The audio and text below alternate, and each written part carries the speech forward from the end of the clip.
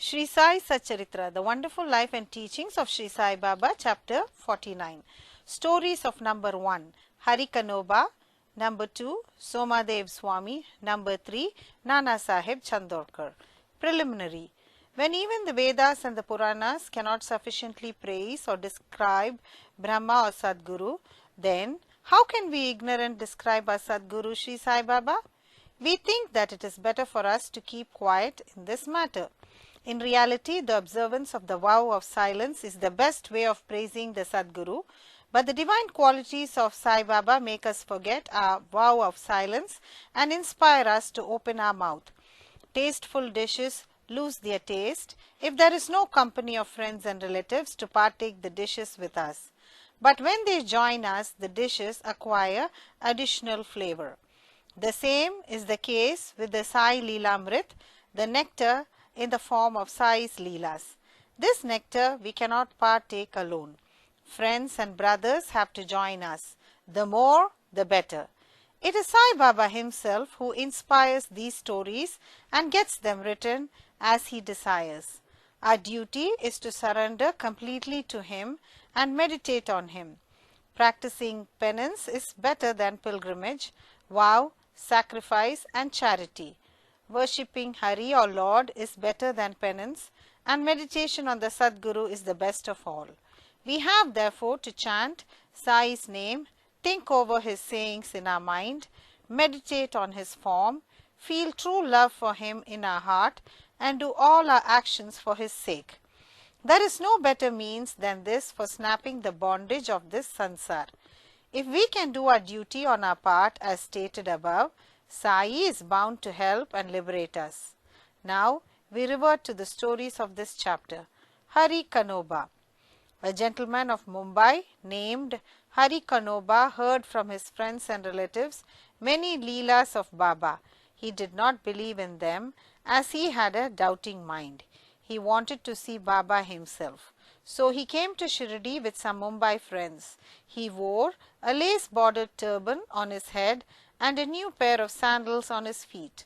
On seeing Baba from a distance, he thought of going to him and prostrating himself before him. He did not know what to do about his new sandals. After going to some corner in the open courtyard, he placed them there and went in the masjid and had Baba's darshan. He made a reverential bow to Baba, took Udi and Prasad from Baba and returned. When he reached the corner, he found to his utter dismay that his sandals had disappeared. He searched for them in vain and returned to his lodging very much dejected. He bathed, offered worship and Naivedya and sat down for meals. But all this while he was thinking about nothing but his sandals. After finishing his meals, he came out to wash his hands when he saw a Maratha boy coming towards him. He had held in his hand a stick at the end of which was hanging a pair of new sandals. He said to the men who had come out to wash their hands that Baba sent him with the stick in hand and asked him to go on the streets crying, Hari ka beta, jari ka peta, and that if anybody claims these sandals, first assure yourself that his name is Hari and that he is the son of Ka, that is Kanoba, and that he wears a lace-bordered turban, and then give them over to him.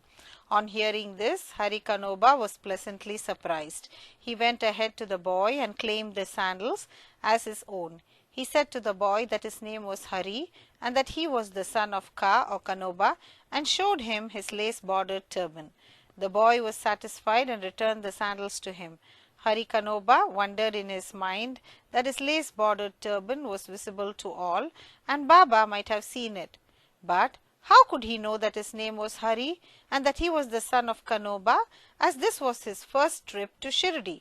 He came there with the sole object of testing Baba and with no other motive.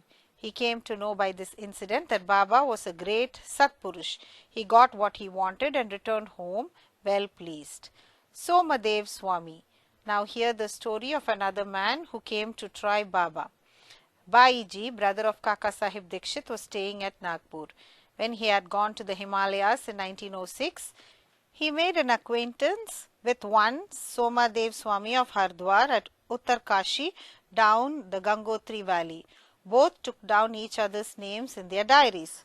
5 years afterwards, later, Swami came to Nagpur and was Baiji's guest. There he was pleased to hear the leelas of Baba, and a strong desire arose in his mind to go to Shirdi and see him. He got a letter of introduction from Baiji and left for Shirdi. After passing Manmad and Kopargaon, he took a tonga and drove to Shirdi. As he came near Shirdi, he saw two flags floating high over the masjid in Shirdi. Generally, we find different behavior, different mode of living, and different outward paraphernalia with different saints. But these outward signs should never be our standards to judge the worth of a saint.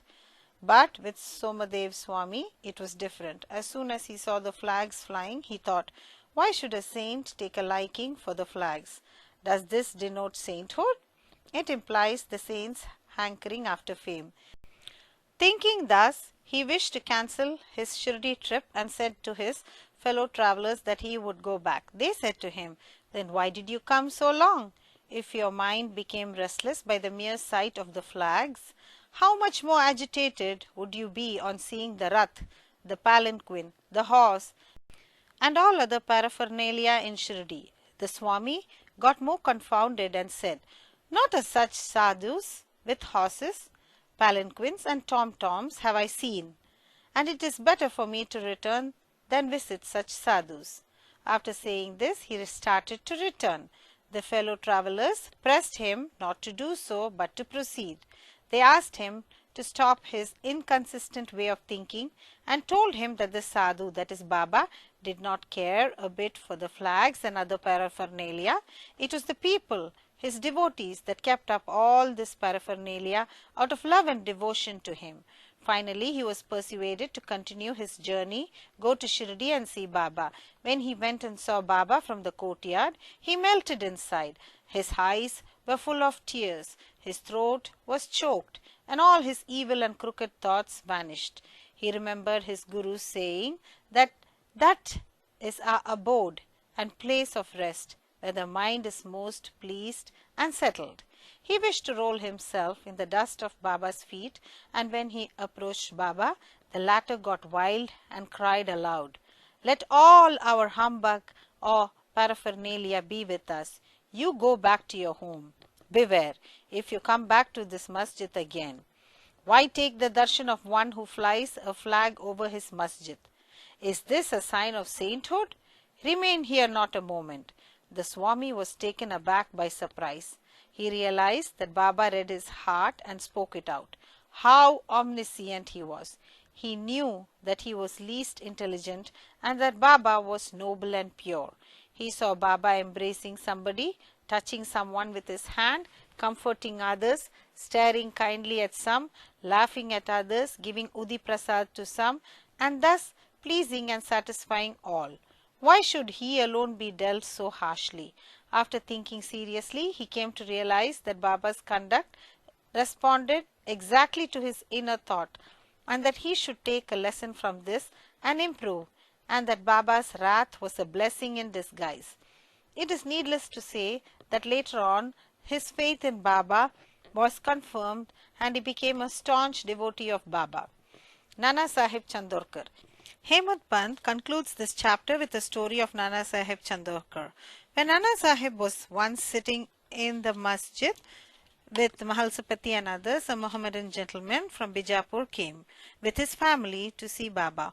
On seeing veiled ladies with him, Nanasaheb wanted to go away, but Baba prevented him from doing so. The ladies came and took the darshan of Baba. When one of the ladies removed her veil in saluting Baba's feet, Nanasaheb, who had a glimpse of her face, was so much smitten with her beauty that he wished to see her face again. By knowing Nana's restlessness of mind, Baba spoke to him after the lady had left the place. Nana, why are you getting agitated in vain? Let the senses do their allotted work or duty. We should not meddle with their work. God has created this beautiful world, and it is our duty to appreciate its beauty. The mind will get steady and calm slowly. When the front door was open, why go by the back one? When the heart is pure, there is no difficulty whatsoever. Why should one be afraid of anyone if there be no evil thought in us? The eyes may do their work. Why should you feel shy and tottering? Shama was there, and he could not follow the meaning of what Baba said. So he asked Nana about this on their way home. Nana told him about his restlessness at the sight of the beautiful lady, how Baba knew it, and advised him about it. Nana explained Baba's meaning as follows: that our mind is fickle by nature, it should not be allowed to get wild. The senses may get restless, the body, however, should be held in check and not allowed to be impatient. Senses run after objects of desire, but we should not follow them and crave for them. By slow and gradual practice, restlessness can be conquered. We should not be swayed by the senses, though they cannot be completely controlled. We should curb them rightly and properly, according to the need of the occasion. Beauty is the subject of sight. We may fearlessly look at the beauty of objects. There is no room for shyness or fear. Only we should never entertain evil thoughts. Making the mind desireless, observe God's works of beauty. In this way, the senses will be easily and naturally controlled, and even in enjoying objects, you will be reminded of God.